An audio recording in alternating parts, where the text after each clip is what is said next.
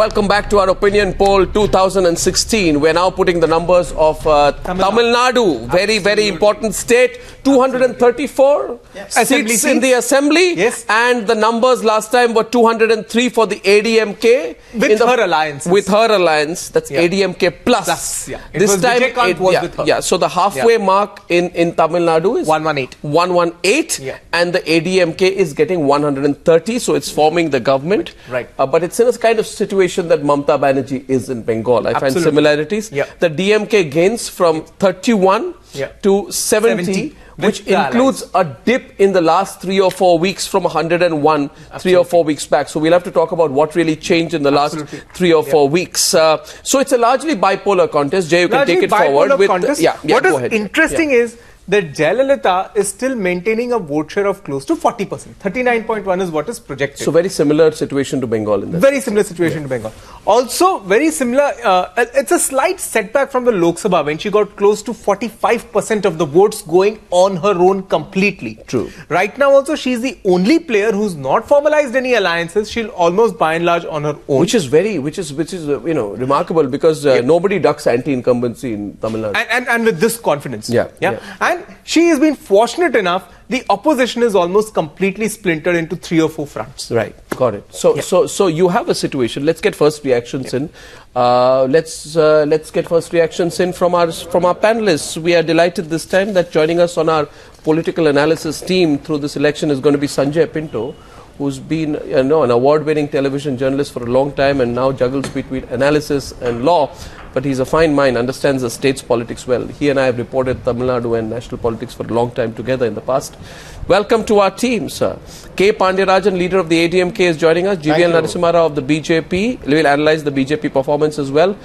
With Navika in the studios in Delhi is Sachidanand Murthy. We all respect him. He's resident editor of Malaya Manorama, understands South politics like the back of his hand. And I think Manuraj Shanmuga Sundaram is spokesperson of the DMK and an advocate also joining us in our studios in Delhi. So we are getting first quick reactions. Let's first get a reaction in from the political parties. If you don't mind, let's have the ADMK and DMK on the screen. The situation is this, Mr. Panderaj and Manuraj, if I can get your attention. If the ADMK wins, it will be the first time since 1989, Mr. Pandeyarajan, that a party will have successfully managed to duck anti-incumbency in the state. There's believed to be an anti-incumbency curse in Tamil Nadu. Tenures alternate between DMK and ADMK for the last 25 years. If this happens, first time someone is ducking that. So Mr. Pandeyarajan and Manuraj, your responses first to these numbers. Mr. Panderaj first, and Manuraj, you can take it forward from there.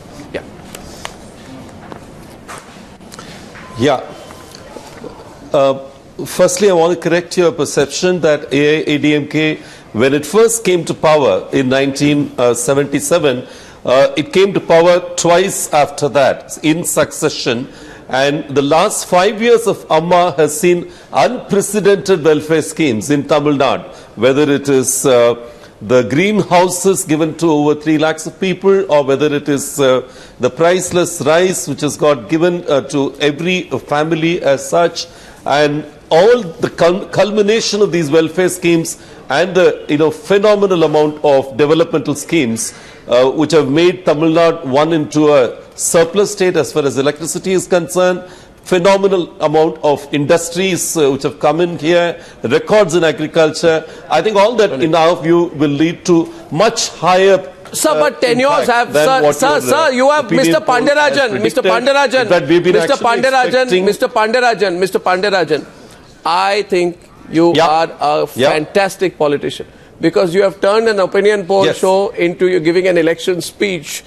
You are taking full advantage of the opportunity, and Manuraj is smiling there. Fact is, tenures have alternated. See, Mr. Pandey, let's analyze the numbers. Let's analyze the numbers. He's all said since 89. I said it will be the first time since 1989 that somebody will be able to overcome anti-incumbency. Now, ADMK alliance here. Let's get Manuraj's response. Has lost 73 seats since 2011. There's a 13% decline in vote share. But then Jayalalitha gets phenomenal 44.9%. Right. 217 seats. You can't get more than that. That's what she gets in 2011. You can't be in the Lok Sabha. In the Lok Sabha. In the Lok Sabha. 44.9 and 217 in the Lok Sabha. Right. And if you translate that into assembly segments, it's 217 assembly segments. You get 230. So what has changed therefore between Lok Sabha and now? Because there's been a big dip between Lok Sabha. That is the key. That is absolutely the key. Flood has affected her. Yeah, go ahead. Yeah. Flood point has affected her image. That is why the drip from 217 to 130. Yeah. Otherwise, she would be maintaining the same 230, 27 like that. Yeah. Flood has got a negative impact on Madam Jayalalitha because she did not go there during flood times. The voters in 5 districts of nearby Chennai are disappointed with her. That is why that dip. What Jay Murug has been projecting from 207 to 130, that's 70 fall. One second. Let's be clear on this. Individual vote share of ADMK in 2011 was 150. Now this time Jayalalitha is going alone, which I think in terms of confidence she is reflecting huge amount of confidence, right? Now if you compare that to 150, they have lost only 20 seats since 2011. Individual vote share in 2011 was 38.4%. It's the same now. That has marginally increased to 39% this time. Okay, Manuraj, responses. Manuraj. Thank you. Thanks, Arnab. Look, I take your opinion poll findings with a pinch of salt. But let me just say something by taking forward what Mr. Rajagopalan has already alluded to. Listen, in Tamil Nadu, we've had a chief minister in absentia for 5 years. In fact, 2 cabinet ministers in the BJP government have recently spoken out on this. Mr. Piyush Goyal and Mr. Javadekar have said that Jayalalitha has been inaccessible and uncontactable for 22 months. Now, this is not the DMK. This is a central minister who's holding a constitutional post. Now, let me just tell you one more small fact which might help put your opinion findings in perspective. The strength of the DMK lies in its campaigning. We are an extremely well-oiled cadre-based party. When the campaign starts, and as you would know, the alliances have not been finalized, the candidates have not been announced, the campaign is far from beginning. But when the campaign starts, Jayalalitha and her inaccessibility is going to prove to be the biggest drawback for that party. And let me also add another small point here. But then if all this is the fact, Manuraj, one second. If all this is the fact, then Sanjay, if she's inaccessible as the DMK claims, if she's not done any work as the DMK claims, then why has the DMK-led alliance not managed to cash in? There should be huge anti-incumbency, right, against her. But no, there should be huge. Where is that? Because there is a major split in DMK. Be realistic. DMK. No mass-based DMK alliance has lost. Issue is the biggest issue. As far as DMK alliance. Jayalalitha shows a leader who carries her party along. Karunanidhi losing ground because of his age. There's factionalism in the DMK. Very big fights between MK Stalin and Aragiri, and that family politics also comes Just a minute. Okay, Sanjay Pinto, GVL Narasimha Rao coming in on the BJP aspect also, but first Sanjay Pinto. Why is the DMK gains 39 seats compared to 2011, Sanjay, but it loses vote share of 8% as per the CVoter poll? Sanjay. Or now, for the first time perhaps in about 2 decades, we are not going to really witness that rainbow coalition of sorts. The DMK was hoping to get Vijaykanth onto his side, but that didn't pan out the way they wanted to. Vijaykanth going on to join that People's Front, which is now called Captain Vijaykanth Front. Although Vijaykanth may not really, I don't know how many seats he's going to get, but definitely vote share, he's had 8% in the past. He definitely will make a dent. Now, the third front, as you call it, is actually going to unwittingly, in my opinion, help Jayalalitha, because it's going to splinter the anti-incumbency votes. And that's one reason, perhaps, why there's a lot of confidence, a newfound confidence in the AIADMK camp. Having said that, I do agree with that gentleman who spoke earlier that it's, 48 days, there's also the factor of the undecided voter in Tamil Nadu. Apart from alliances, the undecided voter up to 20%. These people decide much closer to the actual D-Day on the 16th of May. A lot will depend on the campaigning, a lot will depend on the manifesto. Remember, Tamil Nadu has pampered voters election after election, from free TVs to mixies, grinders and all that. What's in store this time in the manifesto? That's something we'll have to really wait and watch. Sanjay, Alliance, caste, These are three important issues in elections. What you're saying is that these other parties, if you analyze this number, the other parties have increased their vote share by 19% and their number of seats from nil to 34. Reason for this, Philip, is the DMDK, led by Vijay choosing to join hands with Vaiko's People's Welfare Front.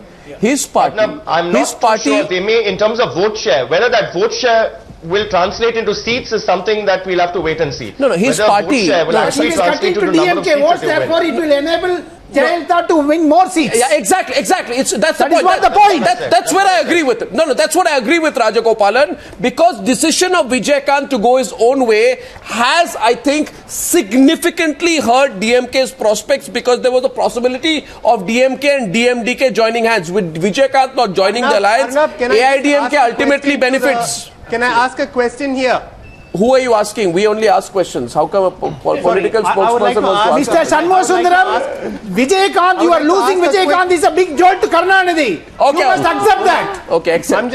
Why Karunanidhi lost Vijay Yeah. I just need some clarity on the opinion poll. Yeah. See, in 2011, Vijay and the two communist parties allied with Jayalalithaa. Yeah. In 2016, these three parties, Vijay and the two communist parties, have gone alone. So my reading is that her vote share will take a significant dip from 2011 to now. Whereas we've retained our allies. 2014, she has a loan demonstrated vote share of 45%. Loan demonstrated That's in the Lok Sabha. Can you compare a 2014 Lok Sabha with the 2016? But she has established her ability to lead alone. Secondly, 2006, 1 decade ago, 2006 was an exactly similar election when Jayalalithaa came back from a 2004 defeat on a huge strength of freebies. She put up a great fight. That time, the DMK won the election. Needed the DMK and the left. Okay, we have limited time. We'll go to Kerala as well. One second. GVL Narasimha Rao. BJP. Let's look at the BJP numbers. GVL Narasimha Rao, you make some inroads. You increase your alliance tally from 2 to 4. But in the context of the elections, it is a relatively insignificant achievement. Now that's not very good for the BJP. No, one second. So, Lotus is only a bud in Tamil Nadu right now. Yes, GVL. Let's get his reaction. BJP performance. Yeah, go on. Our strategy in Tamil Nadu is certainly to enhance our presence, to become a significant player for future, to win a handful of seats, and be a significant player in case of a hung assembly. Never ever predict Tamil Nadu as the final outcome. I think Tamil Nadu has always surprised pollsters, has shocked pollsters, the media. On more than one occasion, if there is one state that has surprised people, it is Tamil Nadu. The state is reeling through a long spell of corruption. It's cesspool of corruption in Tamil Nadu. And people are fed up with all the alternatives that are there, with AIDMK, DMK. So at least the young voters, the first-time voters are looking towards a cleaner alternative. I think our vote share is certainly going to go up than what you are. Mr. Narasimha Rao, you must say that. Will that benefit BJP? No, the question is, I'll tell you, GVL, we're analyzing this panel on this. You see, GVL, look at it. Narada Sharada Netaji in Bengal is not helping you. Now, let's look at Tamil Nadu. You say corruption, then the DMK says absentee chief minister is the charge which they put, and of course there is also the whole issue of the Chennai floods, which were initially a source of criticism for the administration. But what is the political impact? What is the political impact? Kumar Ketkar. I don't think this will be a political impact. I don't think this will have political impact, and Vijay, who is seen as a disruptor, he may not be as influential in terms of voting as we are predicting, just because he's a disruptor. And disruptors do not always get the major share. And as Rajgopal very correctly said, that disruption is going to help Jayalalithaa significantly. Nirja. Jayalalithaa is, not only is she very good at development and getting to people in terms of goodies, and in administration she's known to be a very good administrator, but I think she's very politically savvy. You will recall, Rajgopalan, the first election when she went in for alliances. I remember this very clearly. Right. Small party, she showed up an alliance. And she really roamed home. Now this time she's showing a very different strategy. But the upshot of the strategy, I don't know whether there is a hidden hand behind it. Upshot of the strategy is that Vijay Kant goes with the third front. How many seats it's going to mop up? At the end of the day, it's going to help her. I completely agree. That's right. And Arnab, if I can just add a small point here. Yeah. If I can just add a small point here, you know, Jayalalitha, however much you say that she wasn't present, she didn't go and visit the flood sites, the fact is that she's had her way with the centre. She has a relationship with the Prime Minister Narendra Modi, and she's got funds for Tamil Nadu. So that's something that she's managed, which Karunanidhi would probably never have been able to manage. One minute, let me complete. Let me complete. That's one point that Jayalalitha has. The second, what did DMK do? Let him speak. What did DMK do? Okay, calm down. Now let him speak, please. The second point, Arnab, is that the third front is not really a very final front. We had reports today and unconfirmed at this moment that Vaiko even went and met with Aam Aadmi Party leaders in Delhi today. Now, if Vaiko and Vijay Kant have, actually got a third front together, then why is he meeting the Aam Aadmi Party leaders? Why is he flirting with the others? So Navika, to the people of Tamil Nadu, what will be interesting will be, I think people of Tamil Nadu will find this interesting out here. Huge shift. I want to track week 1 to week 4. Tamil Nadu politics has changed in the last 3 weeks. Because if you look at the swing between week 1 to week 4 of March, the numbers on the swing is striking. ADMK Alliance, here it is on your screen. ADMK Alliance gains 14 seats with a 2% fall in votes. DMK Alliance loses 31 seats with a 8% loss in votes. What is the reason? The reason is DMDK's Vijay Kant choosing not to join the DMK alliance in this last week. That has turned out to be a big setback for Karunanidhi. It reduces him and his party from close competitors with the AIDMK to a categorical second best. The decision of Vijay Kant has increased the seat share of the others twofold and their vote share by 11%. So though Vijay Kant commands considerable influence in terms of votes and seats, he has done more to steer the contest for Jayalalitha. Exactly. So the whole contest moves into for Jayalalitha thanks to Vijay Kant. Am I right? Absolutely. That's what I have been saying, Arnab. From the beginning, whole politics of Tamil Nadu has changed. Yes, please. That is a big scenario. That's a big setback to DMK. Yeah, so Tamil Nadu politics completely changed. You're exulting at the DMK's situation there. No, because DMK representative is unnecessarily saying about the two union ministers. Okay. What happened to your own sons of Karunanidhi? Sabha. Why are they fighting? Let's get Sabha. What's it? Sachidanand Murthy. Go ahead, please. Sachidanand Murthy. Yes, please go ahead. What's it? This is going to be a... Arnab, please. The final picture of the alliances in Tamil Nadu is not yet complete because there could be further changes in the next 2 weeks because DMK Congress talks are still not reached a finality and Vijay Kant is still being persuaded to come back to the DMK camp. So there's going to be a lot of changes. So there can be again a polarization. So I think right now Jayalalitha is ahead, but forces which are inimical to her are working, and I think even BJP is encouraging them to come together because they want to teach her a lesson. So flux still in the Tamil Nadu. So Sachi, and we have to go to Kerala in some time. Sachi, therefore we are saying... quickly say yes, Mr. Pandirajan. I think, Arnab, just one thing. I just want to say the coming together of Congress and DMK has in some sense reduced the vote share of both the parties. The scepter of the corruptions, the 2Gs and all that has come back to haunt the people of Tamil Nadu. That's one of the reasons had to step down twice. The collective vote share is actually lesser.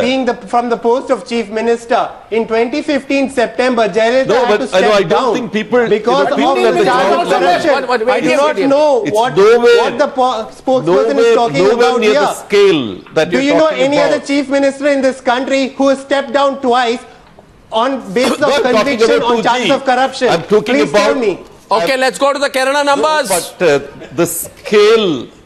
Okay, once again. Okay, most of them we have to answer. How many DMK ministers went to jail? Do you know... Okay, now, Mr. Shanmusundaram, you must answer. Okay. How many times Raja went to jail? Okay, we are going to Kerala now. We are going to Kerala now. Gentlemen, listen. I always say this. Mr. Pandarajan, hear me out. In terms of seat share, now let's see what. In terms of seat share, the gap between the two alliances of 60 seats is the narrowest in elections since Tamil Nadu. Since, where these two alliances have gone head to head. 60 seems big otherwise, but in Tamil Nadu terms, it's less. I think, if DMK is watching this, they will try and woo Vijaykanth even more, and we'll see what happens there politically. Now, I thank our guest from Tamil Nadu at this point.